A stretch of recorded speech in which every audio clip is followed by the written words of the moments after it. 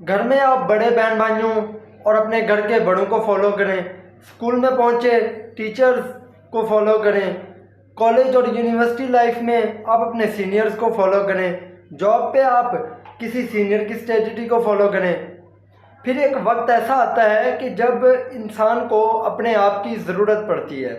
جب اسے اپنے آپ کو محسوس کرنے کی ضرورت پیش آتی ہے، اور پھر وہ انسان ان ساری چیزوں کو چھوڑ کر اپنی مرضی کے مطابق اپنی زندگی کے فیصلے لیتا ہے اور ان فیصلوں کو عملی جامہ پہنانے کے لیے کام کرتا ہے، اور پھر وہ اپنے پیچھے آنے والی چھوٹی یا بڑی آوازوں کو نظر انداز کر کے لگا رہتا ہے۔ جب اس سٹیج پہ کوئی بھی انسان آ جاتا ہے تو پھر اسے متکبر، جاہل، نہ سننے والا، من مانی کرنے والا، یا پتہ نہیں کیا کیا کہہ دیا جاتا ہے، اور یہی وہ سٹیج ہوتی ہے جہاں پہ جا کے ایک انسان خود کو پہچانتا ہے اور اپنی زندگی کا اصل سفر شروع کرتا ہے۔ تھینک یو سو مچ، اللہ حافظ۔